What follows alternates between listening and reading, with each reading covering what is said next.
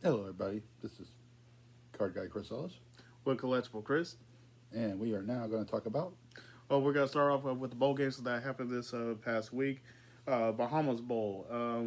You went with Miami, Ohio. I went with UAB. UAB won 24-20. Pretty close game.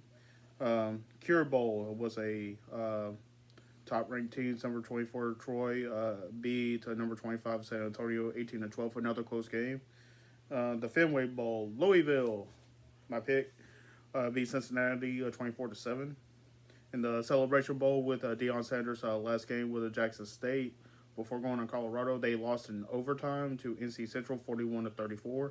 Not a bad game. Deion did wonderful with Jackson State, just in a bad environment. So, Deion, I hope Colorado treats you well.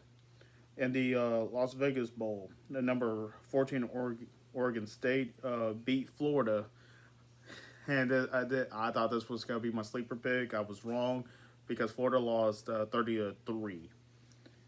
In the Los Angeles Bowl, Fresno State beat Washington State 29-6. In the Linen Tree Bowl, with to me the player of the game out of the whole weekend, Southern Miss beat Rice 38-24. The New Mexico Bowl had another close game, and we both went with the SMU. We lost this pick. BYU won 24-23. And in the Frisco Bowl, the Blue, Boise State, beat North Texas in another close game, ladies and gentlemen, 35-32. The next game is actually today, Myrtle Beach Bowl with Marshall versus UConn, and we both went with Marshall on that one. So, and I say player of the bowl game so far goes to Frank Gore Jr. Just a stellar performance, going with 329 yards rushing with 2 TDs, as well as 2 out of 3 for passing with 19 yards passing and 1 touchdown as well. Gore just had a stellar season.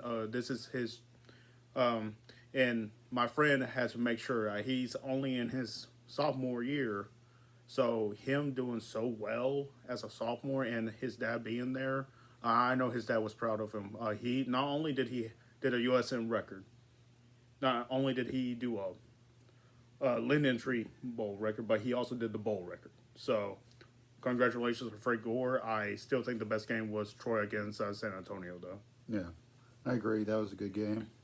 Yep, Gore did have a great game, that's for sure. All right. All right. So, we're going to talk about our Week 15 players of the week. Dad's leading the record right now with 11-4. I unfortunately went 7-8, even though my picks really should have won, especially the Colts. We're not going to talk about that, though. Yeah, we got one more game tonight, so we got the Rams and Packers. So Yeah, and I mean, Rams win, you'll be 12-4, which is the best record all season. If the Packers win, though, I'll be 8-8, so I'll at least be 500. But yep, we'll see. But players of the week, we're mainly going to talk about Jacksonville because Jacksonville played a great comeback against Dallas. No offense, Dad. My player of the game, player of the week this week is going to be Zay Jones with the 6 receptions for 109 receiving yards with the 3 TDs, which really helped Jacksonville pull out the map. But the reason why he got those touchdowns is because of yeah, I'm going with Trevor Lawrence, who was 27 of 42 yeah. for 318 yards, 4 TDs, 1 interception. He had 21 yards rushing. Yeah, Trevor had a great game. I think you could easily put definitely 3 guys on the award right now for comeback player of the year with Geno, Saquon, and Trevor.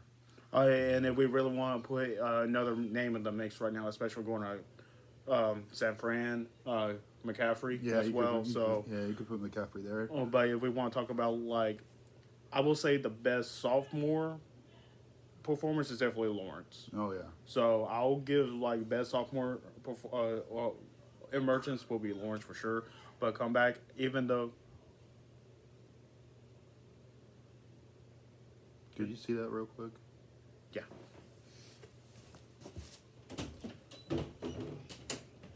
Everything good? Oh, okay. What? A train derailed. Oh. Sorry, we got grandkids in the area. So we just want to make sure. Not my kids. Verify. Not my kids. My sisters. So But I agree. If the Seahawks were not going through their losing spill right now, I still say Gino would be number one, but Trevor Lawrence is making a strong case. Yep. So, all right. Rookies of the week for the third week in a row. I'm going with the 49er rookie quarterback, Brock Purdy. He went 17 for 26 for 217 yards with 2 DDs. And for the second straight week in a row, no interceptions. Especially doing that in Seattle is really impressive because Seattle's home is honestly one of the toughest stadiums to face in, and especially a rookie coming in and doing it, especially 2 straight weeks. in the environment, yeah. Yeah. 2 straight weeks he beat Brady and he beat Seattle in Seattle. So if Purdy started the season, I would say he will be the rookie of the year. But unfortunately, he started late, and I think someone else will get it, but we'll see.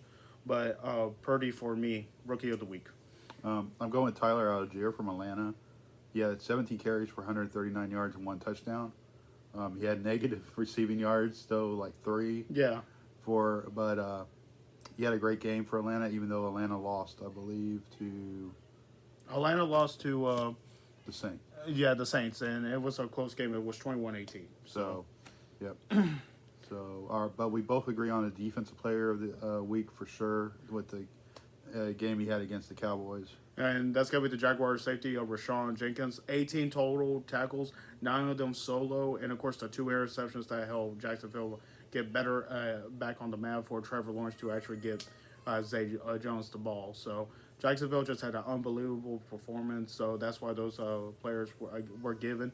Of course, can I go wrong with a couple mentions of Kirk Cousins with his 400-plus yards, Kittle with his 93 receiving and 3 TD performance. I mean, a bunch of players. AJ Brown. Oh my God, AJ Brown. Yeah, I mean, even Jalen Hurts. I mean, you had Jalen Waddle. Yeah. I mean, shoot, you could have said anyone. I almost went with Josh Allen. Yeah, Justin Fields got his 1,000 yards rushing. Okay, so he's close to breaking Cam's rookie record then, right? Or did he beat? No, not Cam's rookie record. He's not a rookie, but he's close to getting Cam's single season rushing record by a player, right? Or is that still held by Lamar? I think it's held by Lamar. Or still okay. All right. So, and before we do anything else, we're gonna go ahead and do our Week 16 predictions. So Thursday night, Jags versus Jets. I'm going Jaguars. I'm going with Jaguars too. If Wilson was healthier, I would say go for Jets. But he had a pretty good game till the other day. He had a pretty good game. It's just I think he's still hurt. Falcons versus Ravens. I'm going Falcons. I too am going for the Falcons. The Ravens are just not doing well with Lamar. Lions versus Panthers. I'm going Lions. I like the way they're playing. I'm going Lions as well. They're just showing so much strength. Seahawks versus Chiefs. I really have not liked how the Chiefs have played the last couple of weeks. They've been winning. Yeah, but I'm going Chiefs. And I'm going to go Chiefs in this one, but I do not. If they play like this in the playoffs, I don't know if they get past the second round. I agree. I'm going with Chiefs just because I think the Seahawks defense has just not shown in the last few weeks, especially after their bye. Saints versus Browns. I'm going to go with Browns because I think the weather's going to be bad. And I think it's going to be a defensive struggle. I agree, but I'm going to go with Saints just because Dalton is used to that weather. So I'm going with Dalton with the experience with that. Texans versus Titans. I have liked how the Texans have played the last couple weeks. They've lost some tough games. I might go with Derrick Henry. Even though Derrick Henry has not been hot, the thing is, Titans have been losing some key games. And if they lose to the Texans, it was going to be fail. I went with the Texans last week and they were close. I really think they're going to get a second win. I'm saying Texans against the Titans. Yep. Bengals versus Patriots. Going Bengals. I'm going with Bengals too. The Bengals team is just showing so much grit. Giants versus Vikings. That's going to be a good game. That might be the game.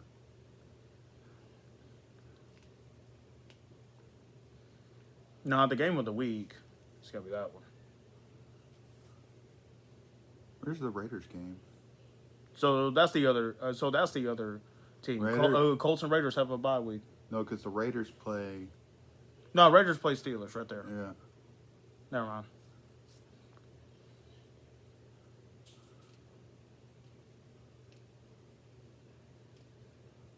Okay. Giants, Vikings. I'm gonna go Vikings. They're at home.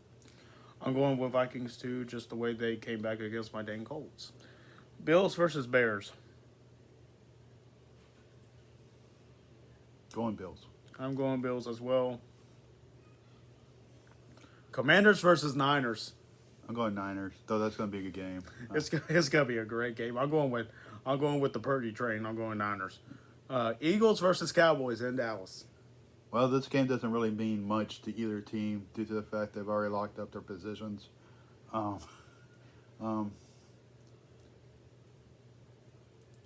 going to go with Dallas in Dallas, but chances are the Eagles are probably going to win the game. But I'm going with the Cowboys. It was a good game last time. I'm going with the Cowboys just because the Eagles have been struggling on the second half a little bit. So, Raiders versus Steelers. Wow, the Immaculate Reception game anniversary, the Saturday night game, the late Saturday game.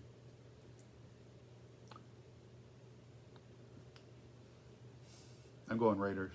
You're going Raiders. I think they got the better team. I really do. I mean, Mitchell didn't play bad. It's just that the Steelers' main production has been special teams and defense. So I'm going with Raiders with production too. Packers versus Dolphins. I'm going to go Dolphins here. Dolphins have been struggling a little bit the past They few gotta weeks. win. And they need to win. And I'm going with Dolphins too. Broncos versus Rams. I'm going Rams. I think they'll probably put McCoy at quarterback. I think he played well. Wait, Cole McCoy is now with the Rams? No, I mean, I'm sorry, not Cole. Baker Mayfield. I was about to say that. When did this happen? Okay. Sorry. No, Baker. it's okay. Broncos had a great game. No, they did. That they did, and Russell was Russell once again. Russell didn't play. It was was Rippin. it? It was Rippin. Oh, good. It was Rippin versus Colt. Oh, okay. Baker. Rippin versus Baker. No, because they played Arizona. Oh, yeah, that's true. Okay. I'm gonna go with the Rams just because I think the Reds are still the better team out of the two. I think Now- Baker will have a great game. Now I don't know why this is the Monday night game, but Buccaneers versus Cardinals. Yeah, it should probably be taken out and moved. I would have put the Eagles and Cowboys as the Monday night game. Yeah. Wow. I'm gonna go Bucks. I mean, hell. Yeah, I'm going with Bucks too. It's just Flip the coin. Watch it be a tie. Yeah. So So we only disagree on two. yeah. We only disagree on two this whole week. St. Browns, Texans, Titans. Yeah. Okay. All right. So off season now. Yep. MLB all season. Only 7 big deals, really, to mention. The first one wasn't really a signing; it was a 3-way trade. But the main person, of course, is Sean Murphy to the Braves in that 3-way trade. Unfortunately, the Braves lost Contreras and Moeller. Moeller going to Oakland, and then Contreras going to Milwaukee. Milwaukee has not had a great, solid catcher for a minute, so Contreras is going to be good. He's a good young catcher. I wish the best of luck for him. Kyle Moeller, I think, wasn't developed enough to be called up. So him going to Oakland, I think it'll be a good area for him, especially it being a pitcher-friendly ballpark. So, any thoughts on that one? I mean, to me, the Brewers got a good player, and Braves got one of the best catchers with a great throwing arm. So, Yes. So it's going to cut down steals a lot. So yeah, I mean that's about it on that. Well, we still got Darno, Yeah. and so we can either put So Darno and DH, and then Sean Murphy, everyday catcher, and then just flip them back and forth for days off. So, yeah, a lot of things can happen, honestly, for the Braves team now. Second one, it kind of surprised me considering the fact the Red Sox are losing to everybody, apparently. The Twins signed catcher Christian Vasquez for 3 years for $30 million. I don't think Christian is really worth that much money. He allows a lot of steals, and when a wild pitch happens, he's just not quick. He does not have a lot of speed. He has power, but and they still had Gary Sanchez. I mean, the Twins have just not had great luck with catchers. I will admit it. I like Gary since he was a Yankee, but I think for power wise, it's a good move for the Twins. Yeah, I kind of agree with that. 3 years, 30 might be a little bit overpaid, but the Twins need somebody. So, And well, the Giants being the Giants, they got two, and one will talk a little bit more than the other one. But the Giants signed pitcher Ross Stripling for 2 years for $25 million, which I think is good. Ross, unfortunately, his ERA was a little high, but that's because of his run productions from the past couple of years. He just hasn't had support, and with the additions for San Fran, I think it'll be good for him. yeah, So, I think so too. And that'll be because of another sign the Giants did, and that is signing shortstop Carlos Correa for 13 years for $350 million. I think it's a bust just because Carlos, he's a good player. Class act. I respect him. However, his injuries. That's what I'm kind of worried about. 13 years, I think. Hopefully it's front loaded. Yeah, I can see him going for 8. But $350 million, honestly, it makes the Trey Turner look a lot better than Carlos's. I mean, how do you feel about that one? Well, I think a lot of people, with the switch being banned, a lot of people's range factors and their throwing arms, we're going to see who these real guys that have range and can field real well. I mean, a shortstop has to have a strong throwing arm anyway. Yeah. But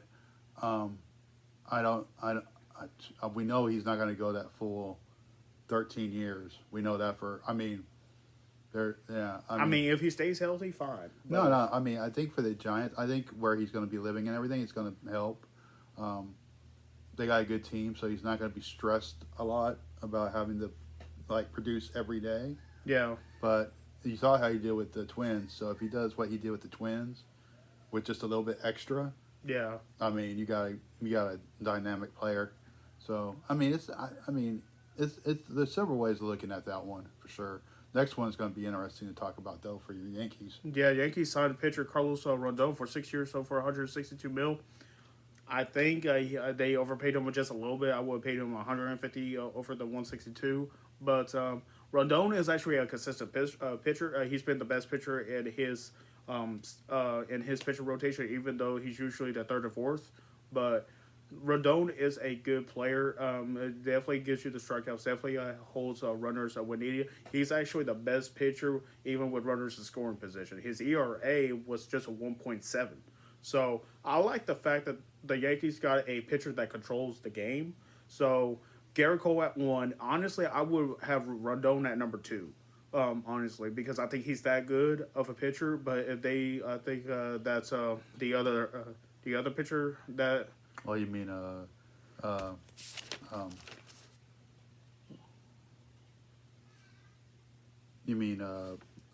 Cortez? Yeah, Cortez. I mean, if they keep Cortez at number 2, fine, and have Rodon at third, that'll be good. So Yankees already had the 1-2 punch. Cole just needs to limit the home runs from last year, and then that way it will make up for his contract. But as long as Cole reduces the home runs, Cortez does what he does, and then Rodon just holds runners in scoring position. Yankees are going to be unstoppable in the East. The only team that will give them trouble right now is going to be Tampa Bay. Baltimore will probably also make that case too. So I guess I just had so much to talk about on Rodon, huh? Oh, no. I thought it was a good signing for the Yankees. I was hoping he'd go back to the White Sox. Sorry. But in all fairness, y'all got the outfielder from the Yankees. Andrew Benintendi signed with the White Sox for 5 years for $75 million. I thought that was a good signing. Benintendi has speed, he has pop, and he also has a good batting average. So I think that batting average makes up for Abreu. so that helps them. Yeah, not the power production, but Not power, but I mean Andrew hits for we contact. got plenty of first basemen right now anyway. Exactly. And the last signing, Thank you, Cubs. I want to just tell. yes. All right. Dansby Swanson signed with the Cubs for 7 years for $177 million. The Braves did not want to pay $175 plus for him. The Braves have already had 10-year contracts on several players because they believe they were the franchise. Dansby, you were a playoff hero. You were one of the games in the World Series heroes. One of them, not all of them. That was Soler. Dansby Swanson, I had doubts about you. I'm glad you're with the Cubs. Prove me right. Yep, I agree with everything my son said. So, Okay, look. we like Swanson. Swanson's not a bad player, not a bad guy, but you don't deserve the. Yeah, I don't think he deserves to be one of the top 5 Braves players. So. No, because top 5 players, that's Riley, Olsen, Acuna. Yeah. And once Albies comes back, we're good. And you got some other guys we got to pay. So. Yeah, but I do wish Swanson the luck. I hope he. Chicago will be good for him. Yeah, I mean he hits well at Wrigley, so that was the best fit for him. Yeah. But Swanson has been inconsistent. He's reduced his errors on defense, which is good. He's not a bad second baseman, and he's only made the All-Star game one time. Yep. So he did not deserve the pay right now, and the Cubs needed somebody anyway. So if they want someone that can give them 20 home runs, fine. But I can't wait for this now. All right, so that's our offseason. So, me and Dad are wrestling fans, and we haven't done a top 5 list or anything yet. So, we're going to do a top 5 underutilized talents in WWE history, with the exception of Dolph Ziggler. Because everyone says Dolph Ziggler is number 1. I personally disagree. Ziggler is top 5 in for me, but at least Ziggler has won the World Heavyweight title on a couple occasions, multiple time Intercontinental, has won the tag titles as well, and has even won the NXT championship. But that would be seen as a demotion if you say, hey, he won the NXT championship. But there have been several other wrestlers that have been underutilized, underappreciated. And if you want, remember, that's 2 different categories. If we want to say underappreciated, that'll be a different story.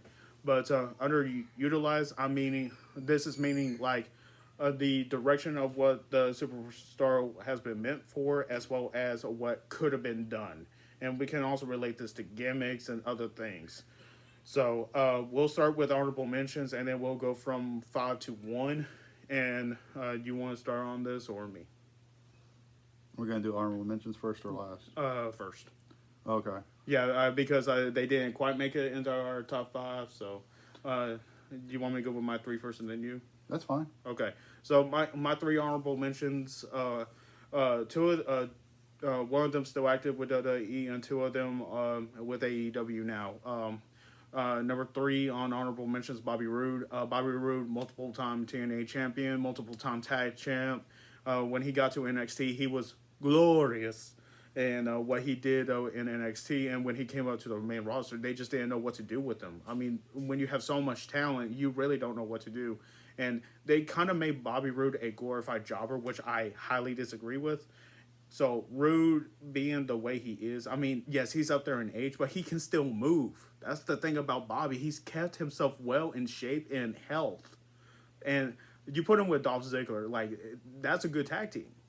That's a natural, gifted tag team, and yet they only won the title one time. So that's 1. 2, Keith Lee. I'm a huge Keith Lee fan. One of the best big mans in the wrestling business today, the way they did. And if you don't believe me, go back to NXT TakeOver with him against Dominik Dijakovic. That was one of the best big man matches in a long time. So, Keith Lee being the NXT champion, North American champion, first person to have both titles being Adam Cole, baby. So, Keith Lee making it to the main roster beats Randy Orton. And then, of course, he had health concerns and everything, and so it kind of, weighed him out. WWE should have kept him. WWE should have. He's still showing promise in AEW, and now him being a heel against Strickland, great. But and I'm not putting him in my top 5 because he was in the company for a little bit, and there's actually one other person that was in the company for a short time that was underutilized way more. And of course, number 1, Neville, aka Pac, at AEW. Neville is a great wrestler, and when he moved up, he got hurt and he was seen as a superhero. And then when the cruiserweight division finally reemerged, they made him the king of the cruiserweights. Like that was a good villain character. Neville was a great villain character, and of course he lost to Enzo Amore. Enough said. All right. Well, number 3, I'm going to go with Ricky Steamboat. That's a good one. Only a one-time Intercontinental Champion with WWE. Then when he came back after his run with Flair, they could have easily, nope, they make him come out with a dragon suit, spit fire in the crowd, start carrying a iguana. So, number 3, Ricky Steamboat. Number 2, the $1 Million Man, Ted DiBiase. Ooh, that's a good one. Did you even think about that one? Just because, what would it have been if DiBiase would have won that World Heavyweight title instead of Macho Man? Think about the heel run DiBiase could have had. Just think about the heel run, not anything else, just the heel run itself. Yes, he's a multi-time tag team champion. He's done others in AWA, Mid-South, blah, blah, but just go with that. Number 1, well, who do I want to think about here for number 1? So the guy that just missed your top 5. Yeah, number 1.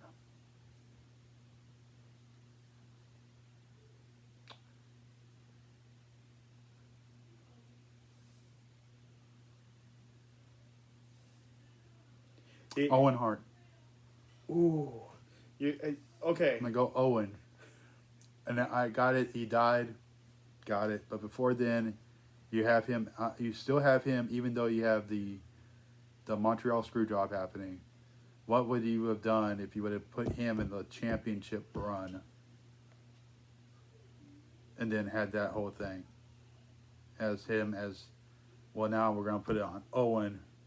Think about how that would have looked. We believe in Owen more, so how about Owen against Shawn? Owen was always better than Brett. And honestly, Owen was a better talent. Like, he could high fly, he could brawl, he could be technical. Like, watching old wrestling, Owen was a better wrestler than Brett. I'll admit that. Well, I disagree with that. I think Brett was a better wrestler. Owen. Okay. Wrestling, grappling wrestling, Brett was better, but overall performer, Owen. Yeah, I could make that. You could make that argument. I mean, easily. Because like even Owen with the Nation. Yeah. Owen with the Nation. Enough said. Like he did so much for the company, and just the fact that he is a multiple-time Intercontinental champ, tag champ, well, Yokozuna out of all people, Yeah, and then multiple-time Slammy Award winner. And the only reason why the Slammies is a huge thing is because of Owen. Really, I did it. I'm a 2-time Slammy champion. I did it. Yeah. But so yeah, are you ready for the 5? Yeah. So all right, number 5 for me, Mason Ryan, or as me and Mom called him, Mini Batista. Just watch old Nexus. Or just watch the old Nexus, especially when CM Punk created Nexus. He was the Florida Championship Wrestling Champion. That was when, right before NXT became NXT, that is now today. SCW was the developmental. And he beat Austin Riley in a triple threat match to become the SCW champion. So there was a lot of promise. And the reason why he was called Manny Batista is because he almost had the same facial structure. And he was built. Like, he was actually a natural built guy. He was a bodybuilder, now an actor. But he had so much promise. And he did so well. Injury did cut him a little bit short with his run, but then he went to NXT because they figured that they were going to make him the NXT champion to start with. But then his career kind of fizzled out because of that. Mason was actually, he was not green. That was the thing about it. Mason was actually natural in the ring. You could put him against a cruiserweight because he had a match with against Evan Bourne, and him and Evan had a decent match. Not a 4-star rating, at least a 2.5 to a 3-star match. But the fact that Mason has strength and he could actually move around the ring, just an underutilized talent, in the fact that they had a future champion, they just didn't allow him to do it. Nope. My number 5, Raven.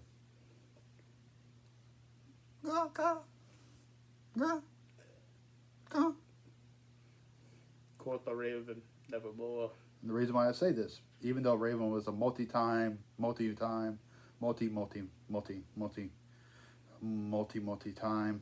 champion, if you would have had the Raven from ECW with the beginning of the Raven flock in WWE, just put that together. Him and WCW was great. But him and WWE with the Raven flock, if they kept Raven as ECW Raven, sure. At the beginning of the flock, not towards anything else, just the beginning, the first couple months. Okay. Okay. You see, if I was going to put anyone from ECW, I would put Perry Saturn. Don't worry, we're getting there. All right. Number 4 for me, the greatest man alive, Austin Aries. Austin is an established wrestler and gonna be a soon-to-be Impact Hall of Famer. I say that because of the way he is. Like, he's a cruiserweight, but he has strength for a little guy. Like, watch Impact Wrestling and literally put Austin Aries against Bobby Roode, Austin Aries against Bully Ray, and Austin Aries against Kurt Angle. Like, some of his best matches were astonishing. Great on the mic, great technical wrestler, and when he needed to get physical, he can throw an elbow. Like, golly, he had the best elbow in the whole business. Better than AJ, in my opinion.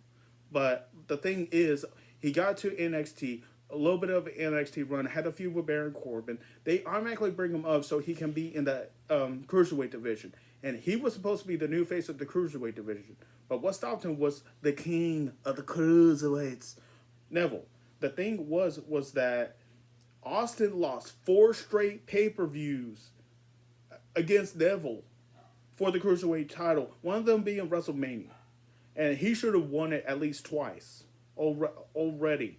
And WWE did not like the direction he was in. So Aries had a 3-year deal. Was in NXT only for 4 months. Got called up, had the feud with Neville, and Aries asked for his release.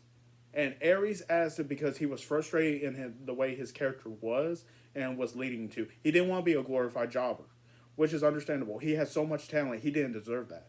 And as soon as he left WWE, he beat L.A. Knight. Dang, what was his name in Impact? No, jeez. Oh, Eli. Yeah. Eli Knight, right? Someone. Eli Drake. That's right. He beat Eli Drake his first night back and beat him for the Impact Championship. Like, he overlooked him so dang bad that he left and became a world champion again. And then lost it to Penta Zero, and then 3 days later beat Zero for the championship again. Like, Aries had so much talent, and he was he was 39, but at that time he was still considered at least top 10 wrestler. A top 10 wrestler, and they did not use him right. No, my number 4 is Taz.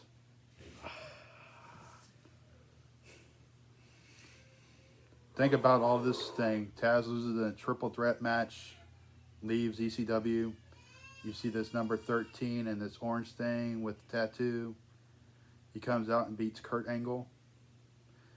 A couple months later, he goes back to win the ECW World Championship. Comes back to SmackDown the next night and loses to Triple H. Vince, what were you thinking? I know what you were thinking. And then later on, you said you wish it didn't happen. But I know what you were thinking. Yeah, injuries got to him, but there was so much they could have done with him before then. Um, so yeah, number 4 is definitely Taz. Okay, I can see that. So it looks like we're mainly going through like people we actually watched. I mean, I do look at people that I didn't even watch, and I actually go through. But number 3 for me is actually the only Hall of Famer on my list, and I'll explain why. Even though he's a Hall of Famer, Billy Gunn, 2-time Hardcore champion, 1-time Intercontinental champion, 10-time Tag Team champion with Bart Gunn with the Smoking Guns, of course Road Dogg, and then Chuck. Watch early 2000s SmackDown if you don't know the reference. King of the Ring, a 99 winner, and of course, end all WWE Hall of Fame with DX. The only thing I'm saying about this is because Billy Gunn, right before Road Dogg and DX and everything, he was Rockabilly with Honky Tonk Man as his manager. And that's right after Smoking Guns basically disbanded, and that's because of Sonny and Sonny's thing with managing teams and going back and forth among people. But the thing is that Billy Gunn could have had a singles run. It honestly, easily could have been a world champion, and the King of the Ring was supposed to be was established to see where people were so that they can progress to be champions. I mean, Edge, Bret Hart, Owen Hart had to go for the championship. Sheamus, not Regal, unfortunately. King Booker even had a world title match. I mean, Billy Gunn had even now. Like, Billy Gunn's still good on the mic. He can still wrestle. He can still dish it out. And if I am brutally honest, Billy Gunn is the most underutilized talent in the wrestling industry.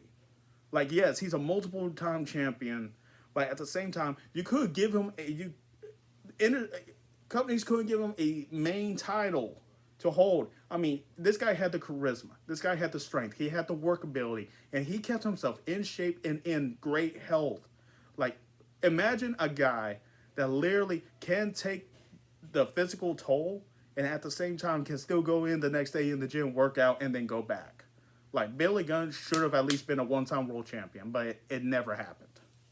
I'm gonna change it around. I think I'm gonna take Perry off the list. I just thought about this. Okay. Number 3 will be Paul Wright, aka the Big Show. I agree. I agree. Wow. WWE used this guy completely wrong. This guy's a big man. Number 1, could have been one of the most dominant big men in wrestling. They used him like a joke, wrestling a sumo wrestler in WrestleMania. Russell Floyd Mayweather. I mean, boxed Floyd Mayweather after Floyd hit him and broke his nose. You think the Big Show really wants you think Floyd Mayweather wants Big Show throwing him around the ring? You know, after doing that? Yeah, I mean, even though he was a multi-time a lot of things, except I think Intercontinental, I don't think he would. He just won a 1-time against Cody Rhodes, and then lost a month later. He wasn't the U.S. champ, right? No, he was U.S. champ. He beat Eddie Guerrero for it, and then lost it to Cena. Oh yeah, that's right. Okay, well he won. I think he's a Grand Slam champion then. Yeah, tag champ, world tag, and the only person to ever win WCW, WWE, and ECW championships. Yeah. So, number 3, I think the Big Show is. I think enough said on that one. Okay, I mean I'll agree with that one. Shoot. Oh, and early 2000s, him coming as Hulk Hogan and Kurt Angle, fat bastard. I am dead sexy. Have you seen him come back as Captain Encino? I saw that. Yes, that was great. I like that. Me as AEW. I'm a Waterboy fan, so that was great for me. So, number 2, I easily could put this at number 1 because I love this guy in the 90s. Arguably one of my favorite Attitude Era You're right guys. about this guy's a Hall of Famer too, but just With a different company. Yeah. Ken Shamrock. 1-time Intercontinental champion, 1-time tag team champion, 98 King of the Ring, beating The Rock at King of the Ring. Top 5 wrestlers of all time, and he beats the top 5 wrestler to be King of the Ring. And after the Montreal Screwjob, because Shamrock was a Bret Hart guy, Shamrock lost match after match after match. He actually lost 20 straight weeks right after the Montreal Screwjob because he defended Bret. Shamrock was a great talent. He was the first UFC guy, really, to jump from UFC to WWE. Yes, there were multiple guys that knew UFC, that knew mixed martial arts, but actual UFC guy going from going from UFC to WWE.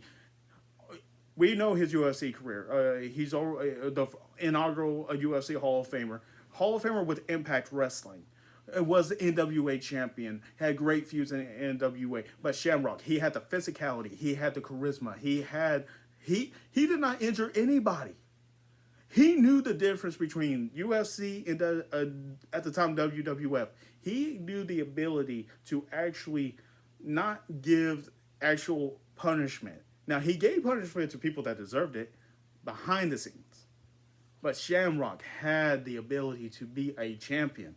Him against Shawn for his first title, like, he did tremendous. And Shawn being Shawn, he didn't give it to him. Here's the thing. Shamrock had the ability. He had everything. And him with the authority, he didn't need the authority at that time. Oh, hold on. What was the name of it? The Corporation, right? Mm-hmm. Corporation.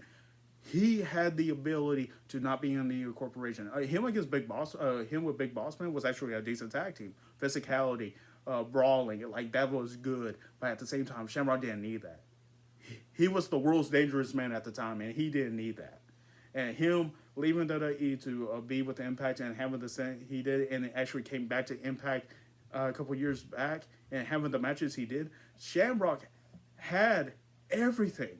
He had the it factor. He had the entrance music, which was honestly one of the best entrance musics. He was the danger guy. And WWE wasted that opportunity.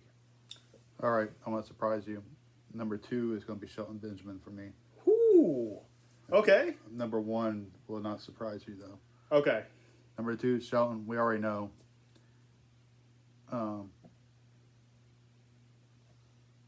Enough was said when Shawn Michaels super kicked him when he jumped off the third rope. Yes. And Shawn came backstage and said, that's the next star of this generation. WWE, of course, didn't want to answer that. Shelton had everything. Was with the world's greatest tag team. Intercontinental should never have had the mother gimmick thing. That was bad. When they made the gold standard, that was great. The gold standard was I'm watching that right now. The gold standard was awesome in that aspect. There ain't no stopping me now. The T-bone suplex, Then pay dirt. Yep. So Shelton is always going to be up there because he was definitely used well in ROH and other wrestling organizations that he got to wrestle with. But Shelton could have easily been a world champion a couple of times, easily. I mean, shoot, the championship scramble doesn't even count his stand as champion. I mean, the first ladder match. Just think about the WrestleMania the Money in the Bank match. I mean, and every other Money in the Bank match he was in. Yeah. So WrestleMania 25, doing the swanton off the rope. I mean, and it was a springboard swanton. I mean, him running up the ladder. And clothesline Chris Jericho. Yeah. So that was pretty cool. So that's my number 2. Okay, I'll agree to that. And of course, Shelton Benjamin is my number 1. Like, Shelton was the talent, and him going distance with Triple H and everything. Like, the thing is, especially at the time, Vince has visions, and he always had that idea of what a champion should look like.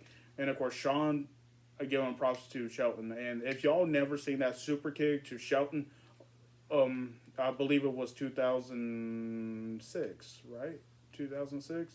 Just look up Shelton Benjamin. 5, I think. I think I was on our yeah, that happened. That's right. Shelton Benjamin versus Shawn Michaels, 2005 Raw. Watch the whole match because the match is great. Yeah, the match is phenomenal. Top 10 matches on Raw in Raw history. And just the way and Shelton wasn't even injured because he knew how to stop that momentum. Shelton knew the game, and him being an amateur wrestler, it helped. I mean, even in OVW, he was a tag champion with Brock Lesnar for 4 times. That would have been pretty cool to see. Oh, man, that would have been great. I mean, that's why they made the Royal Rumble when Brock was defending his, making sure that no one challenged him for the title, and, of course, Drew McIntyre won. But, like, Shelton could have easily been a multiple-time world champion. Could have even held the ECW title at one time if they would give it to him. Like, he was a talent enhancer, and when he came back to become part of the Hurt Business, I was really hoping he'll have a better stint. Him with Cedric could have easily at least 5 tag titles reigns right now. But Yeah. just the fact with Triple H being in charge now, I was hoping Triple H would bring back Shelton and at least give him a stint with the world title with a WWE Championship once Roman Reigns loses one of them, hopefully. But Shelton definitely the most underutilized. I had a whole bunch of bad gimmicks and also that dang commercial with "Are you ready for some wrestling?" Oh yeah, with Trish. With Trish and Vince. Yeah. Yeah, look at that one too. Yeah. So yeah, My number one is actually a Hall of Famer, multiple time Hall of Famer, and the fact that he's the Impact, WWE, NWA, Wrestling Observer, the man called the Vigilante, the man, icon. the icon, the one and only, Tony Schiavone, the Stinger, Sting. That's I know I cannot disagree with this. Go ahead, Dad. WWE. Now let's talk about the ways you messed this one up. Okay. I can't disagree. The way you had him come out and to help Cena's team win Survivor Series was great. I have no issue with that. However, the Triple H match, I got it that the Monday Night Wars and blah blah.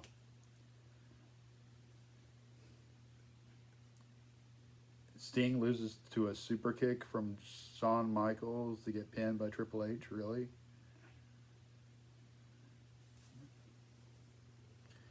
You get that, and then you have DX and the NWO come out.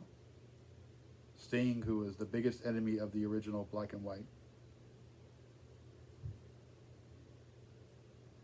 You know, if that was the case, let's just bring back all the WCW guys and have them, you know, come down to the ring. Or at least have Wolfpack out. Yeah. Bring back Conan, bring back Lex Luger, bring Well, have Kevin Nash wear red and black. Yeah, you could have brought the red and black back. Probably not with Conan, but probably could have brought, you know, some guys out. Disco Inferno. Yeah. Yeah, good old Disco. I'm sorry.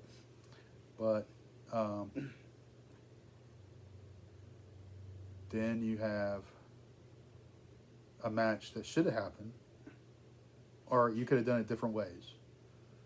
There is no way in the world you don't let Sting lead WWE without facing The Undertaker. I don't care if it's Survivor Series, the Great American Bash, WrestleMania, or you don't even have to have them fight. Just a standoff. You could have them both in the ring at the same time. Or hell, you could make them a tag team where they both get in the ring and face somebody. And then at the end, have them look at each other and then have the bell ring and then the bird call and there's no one in the ring anymore. Could have done that with the face-off too. And then you have the Seth Rollins debacle. Granted, Sting got hurt in the ring. And granted, you probably never wanted to see Sting with the title around his waist. But if that's the case, then you let him have the U.S. title and let Cena win the world. You know, Sting was a multi-time U.S. champion.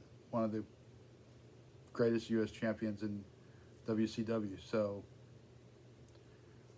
yes, Sting is my number one. I can't disagree with it. I really can't. Especially now since Sting was medically cleared and WWE didn't want to medically clear him for that.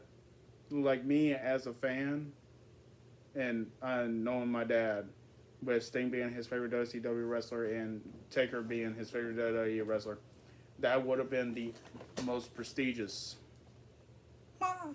And we both met Sting, a great guy. He Dad met him twice.